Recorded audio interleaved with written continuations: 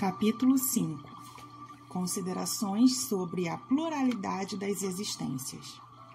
222.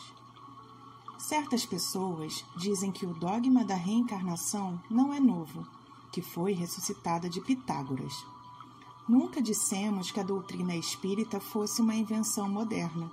Sendo uma lei da natureza, o espiritismo deve ter existido desde a origem dos tempos, e nós sempre nos esforçamos para provar que encontramos traços dele na mais alta antiguidade.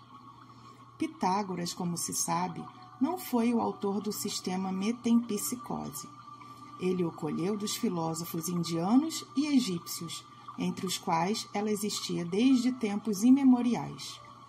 Portanto, a ideia da transmigração das almas era uma crença popular, admitida pelos homens mais eminentes. De que modo eles a adquiriram? Por revelação ou por intuição? Não sabemos. Contudo, seja como for, uma ideia não atravessa os tempos, nem é aceita pelas inteligências da elite, se não contiver algo de sério. Assim, a antiguidade desta doutrina seria mais uma prova do que uma objeção. Todavia, como se sabe também, entre a metempsicose dos antigos e a moderna doutrina da reencarnação, há essa profunda diferença que os espíritos rejeitam da maneira mais absoluta: a transmigração do homem nos animais e reciprocamente. Ao ensinar o dogma da pluralidade das existências corporais, os espíritos renovam então uma doutrina que teve origem nas primeiras idades do mundo e que se conservou até os nossos dias no pensamento íntimo de muitas pessoas. Eles simplesmente a apresentam de um ponto de vista mais racional, mais de acordo com as leis progressivas da natureza e mais em harmonia com a sabedoria do Criador, depurando-a de todos os acessórios da superstição. Uma circunstância digna de nota é que não é apenas neste livro que os espíritos a ensinaram nesses últimos tempos.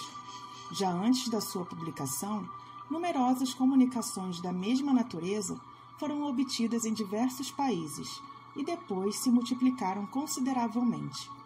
Talvez fosse aqui o caso de examinarmos por que nem todos os espíritos parecem de acordo sobre esta questão, mas voltaremos a este assunto mais tarde.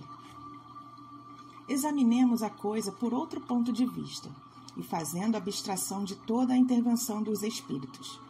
Deixemos isso de lado por um instante. Suponhamos que essa teoria não tenha sido deles. Vamos supor até que jamais tenha havido questão de espíritos. Vamos então nos colocar momentaneamente num terreno neutro, admitindo no mesmo grau de probabilidade ambas as hipóteses, a saber, a pluralidade e a unicidade das existências corpóreas, e vejamos para que lado nos levará a razão e o nosso próprio interesse. Certas pessoas repulsam a ideia da reencarnação pelo único motivo que ela não lhes convém, dizendo que já lhes basta uma existência e que elas não desejariam recomeçar outra parecida. Sabemos de alguns que só a ideia de voltar à Terra já os faz saltar de fúria. Nós não temos mais do que uma coisa a lhes perguntar: se elas acham que Deus lhe pediu conselhos e consultou seus gostos para regular o universo. Ora, das duas uma: ou a reencarnação existe ou ela não existe. Se existe, é inútil contrariarem.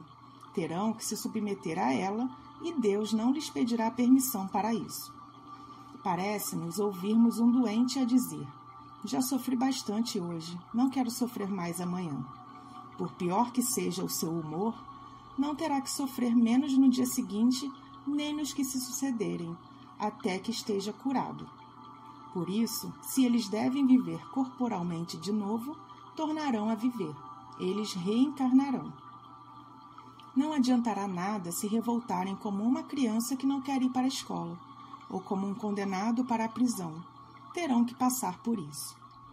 Tais objeções são demasiado pueris para merecerem um exame mais sério.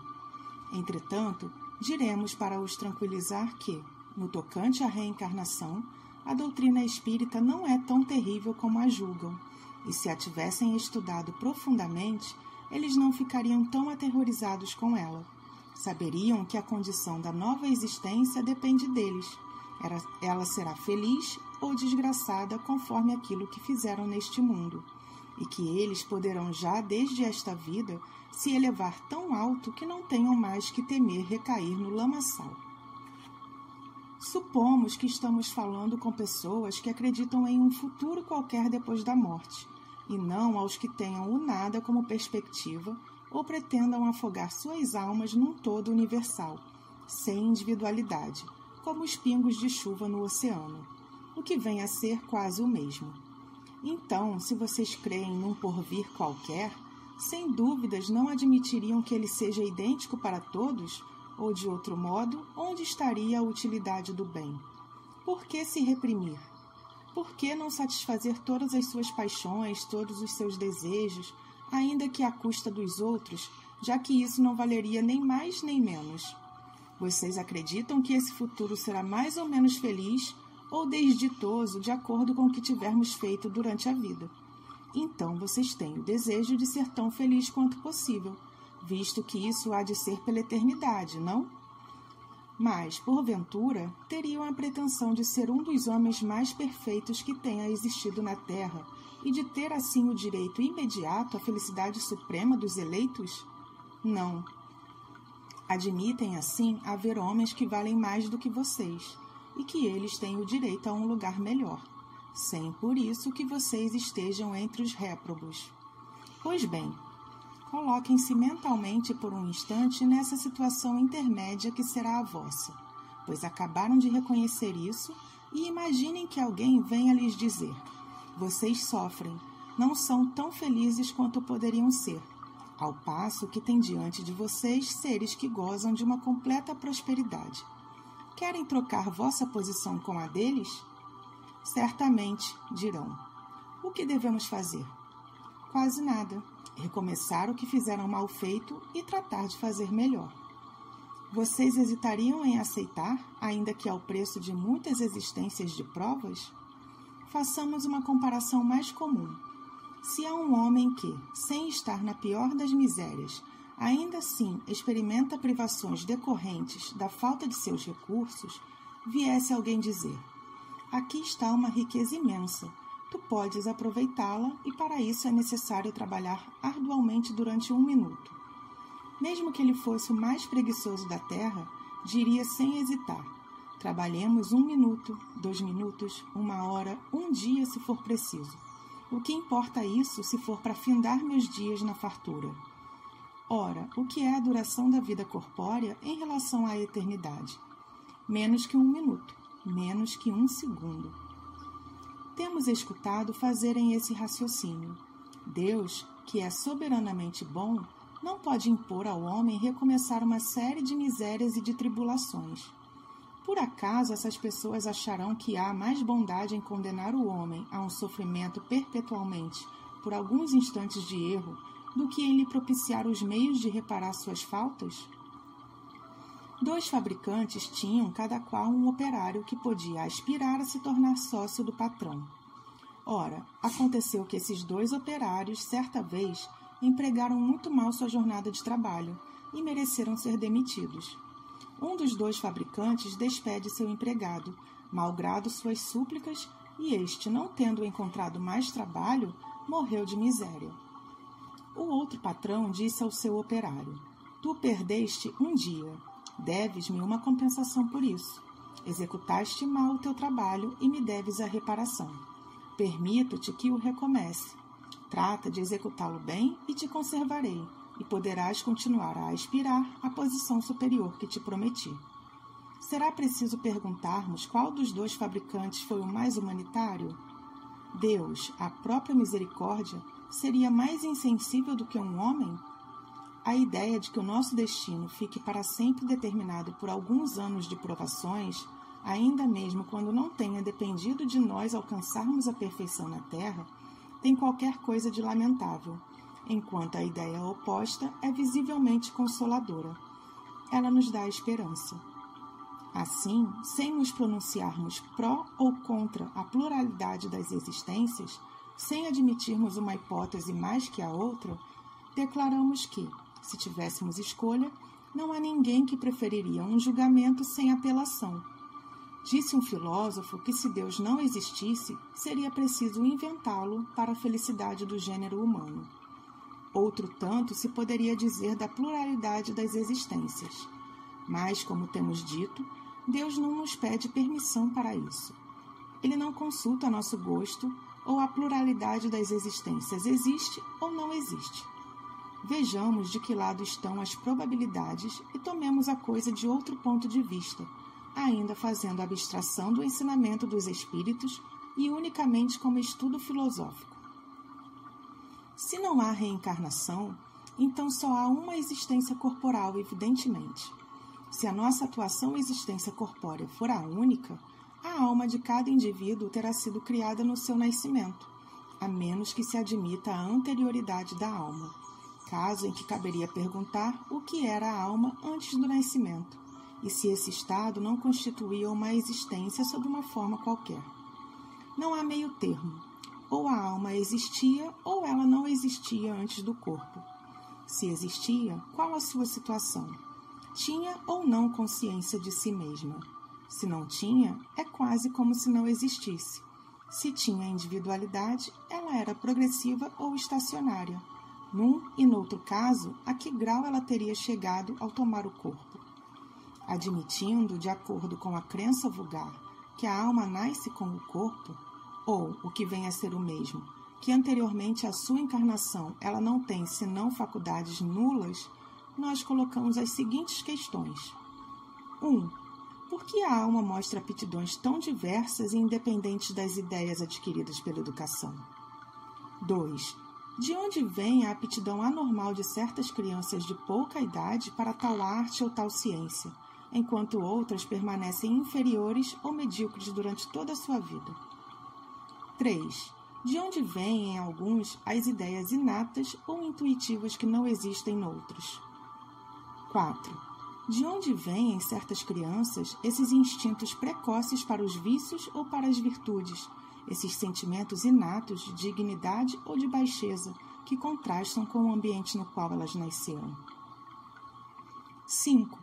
Por que, sem considerar a educação, certos indivíduos são mais adiantados do que outros? 6. Por que há selvagens e indivíduos civilizados? Se vocês tomarem um menino otentonte, recém-nascido, e o educarem nos nossos liceus mais renomados, algum dia farão dele um Laplace ou um Newton? Indagamos qual é a filosofia ou a teosofia que pode resolver esses problemas? Ou as almas no seu nascimento são iguais ou elas são desiguais? Disso não resta dúvidas. Se elas são iguais, por que essas aptidões tão diversas? Dirão que isso depende do organismo?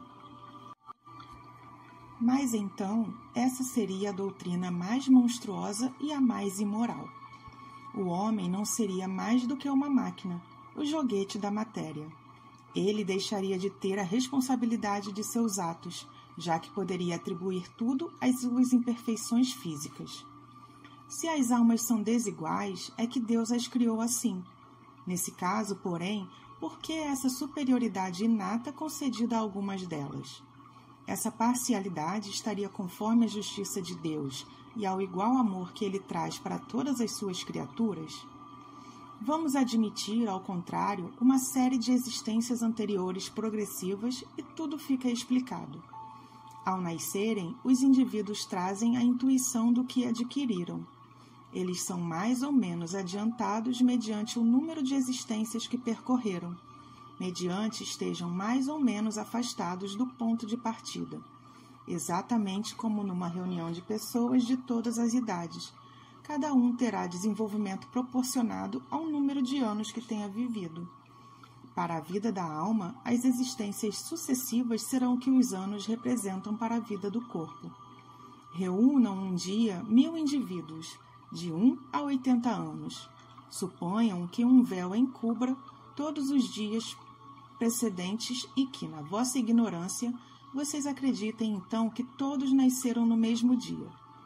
Naturalmente, vocês se perguntarão como é que uns são grandes e outros pequenos, uns velhos e outros jovens, alguns instruídos e outros ainda ignorantes. Se, porém, dissipando-se a nuvem que lhes oculta o passado, vocês vierem a saber que todos têm vivido por um tempo mais ou menos longo, tudo vos ficará explicado. Deus, na sua justiça, não poderia ter criado certas almas mais perfeitas e outras menos perfeitas. Sem embargo, com a pluralidade das existências, a desigualdade que vemos não tem nada de contrário à mais rigorosa equidade. É que nós só vemos o presente e não o passado. Esse raciocínio baseia-se sobre algum sistema, uma suposição gratuita?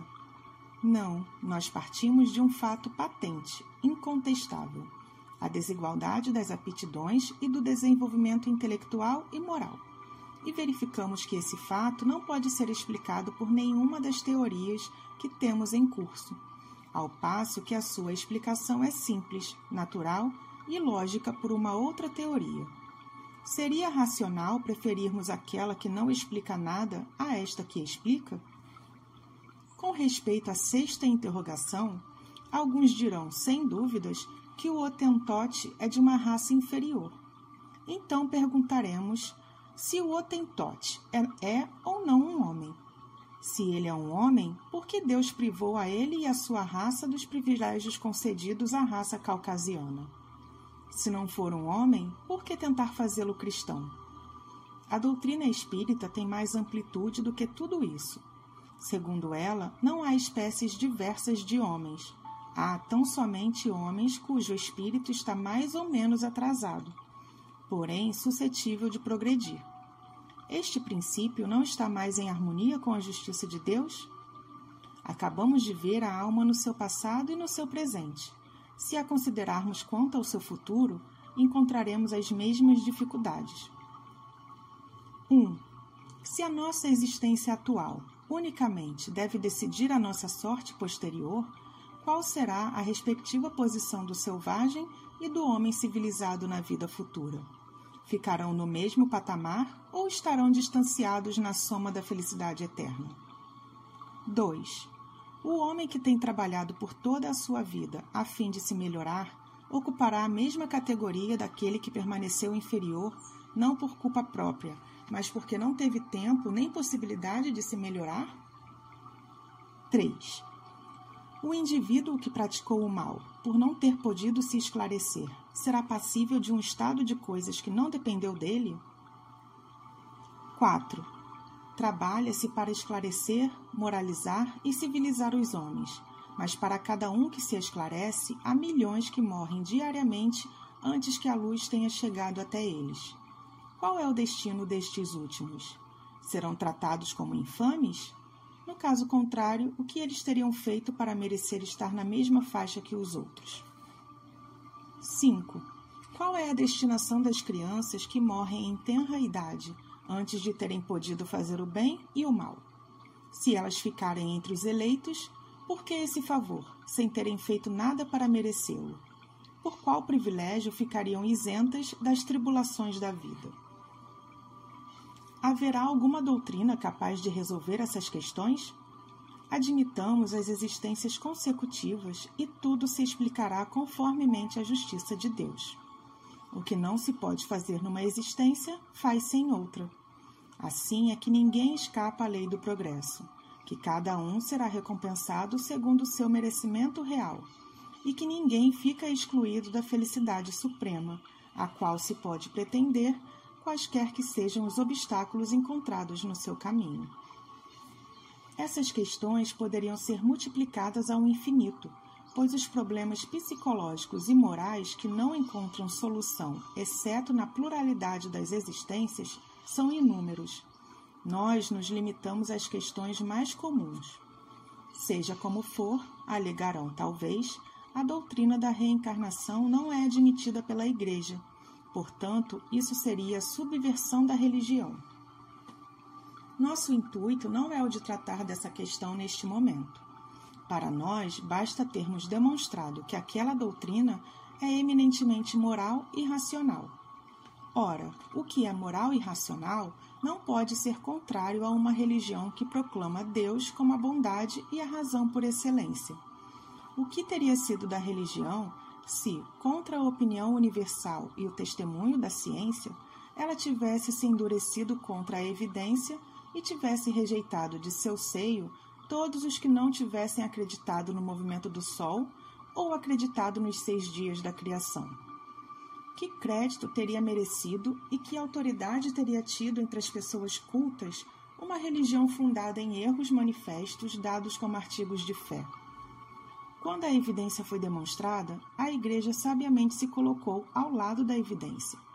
Se está provado que certas coisas existentes seriam impossíveis sem a reencarnação, se certos pontos do dogma não podem ser explicados a não ser por esse meio, é preciso mesmo admiti-lo e reconhecer que o antagonismo dessa doutrina e desses dogmas é apenas aparente. Mais adiante, nós mostraremos que a religião talvez esteja menos distante dessa doutrina do que se pensa, e que ela não sofreria mais com isso do que sofreu com a descoberta do movimento da Terra e dos períodos geológicos, que, à primeira vista, pareciam desmentir os textos sagrados. Aliás, o princípio da reencarnação ressalta de várias passagens das Escrituras e se encontra particularmente formulado de uma maneira explícita no Evangelho. Quando eles desciam da montanha, depois da transfiguração, Jesus fez esta recomendação e lhes disse: não falem a ninguém do que acabaram de ver, até que o Filho do Homem tenha ressuscitado dentre os mortos. Seus discípulos então o interrogaram: por que os escribas dizem ser preciso que Elias venha primeiro? E Jesus lhes respondeu: é verdade que Elias há de vir e que restabelecerá todas as coisas. Mas eu vos declaro que Elias já veio, e eles não o reconheceram, e o fizeram sofrer como bem entenderam. É assim que eles farão morrer o Filho do Homem. Então seus discípulos compreenderam que era de João Batista que ele lhes falava.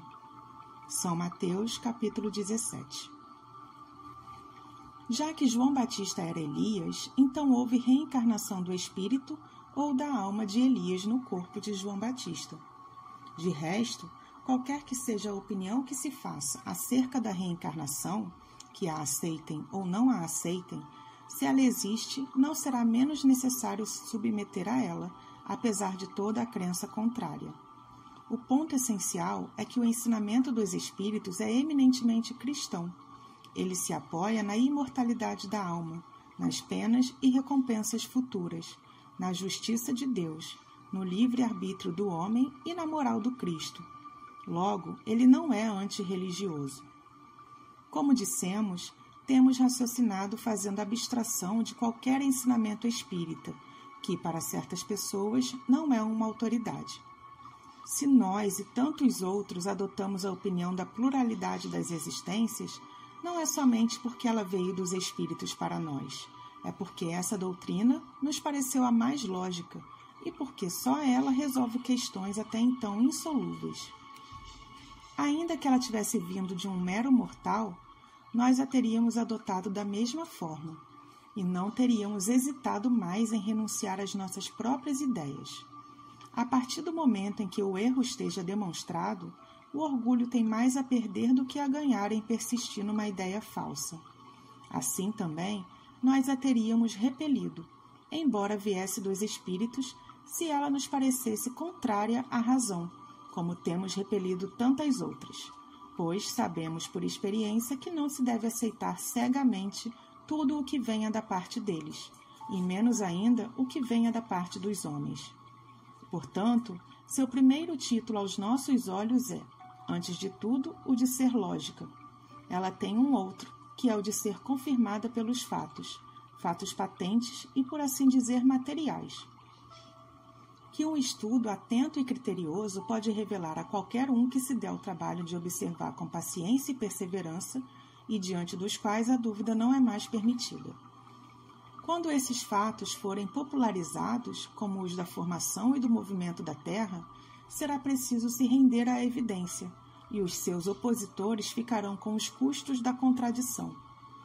Portanto, em resumo, reconheçamos que unicamente a doutrina da pluralidade das existências explica o que, sem ela, é inexplicável, que ela é altamente consoladora e conforme a mais rigorosa justiça, e que constitui para o homem a âncora de salvação que Deus lhe concedeu em sua misericórdia.